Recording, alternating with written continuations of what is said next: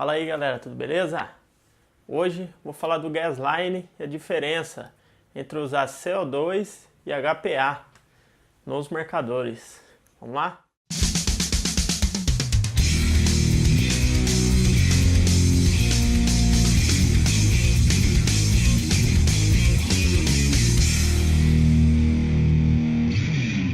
O pessoal às vezes pergunta aí pra gente o que influencia o CO2 num marcador eletrônico, por exemplo.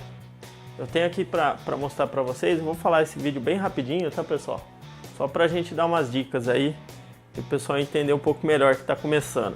Eu tenho um marcador eletrônico, por exemplo, esse daqui é um E-grip da X7 Phenom, que vai mostrar legal o porquê que a gente não pode usar o CO2 no marcador eletrônico, tá? Esse marcador, por exemplo, a entrada de ar dele fica bem aqui, ó. Então aqui eu vou colocar o HPA, vou inserir o HPA aqui nesse caso, tá? Que é o cilindro de HPA que eu estou em mãos aqui. Eu vou colocar ele aqui, ele vai pressurizar o marcador e o ar vai passar aqui por esse caninho. Vocês podem ver que tem um caninho aqui dourado, ele vai entrar por aqui e vai para dentro da flex válvula, tá? Da flex válvula no caso da X7. Esse caninho, ele atravessa o E-grip todo aqui, vem até aqui embaixo.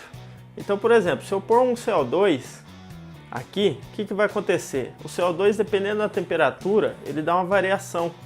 E muitas vezes ele umedece, e esse caninho aqui ele fica úmido. Então o que acontece? A plaquinha eletrônica dele passa aqui dentro desse gatilho aqui, tá? Dessa punhadura aqui.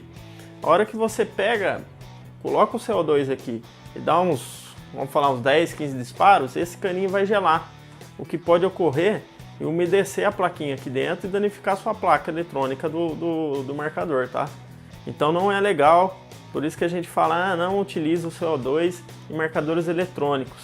Então, nesse caso da X7, não é legal utilizar. Em outros marcadores como o Speed, não é legal também utilizar, porque eles utilizam esse sistema de ar interno aí, e as placas eletrônicas são bem sensíveis. Então, qualquer umidade, qualquer coisa fora do padrão aí, ela vai danificar. Nós temos esse marcador aqui, que é uma Spider.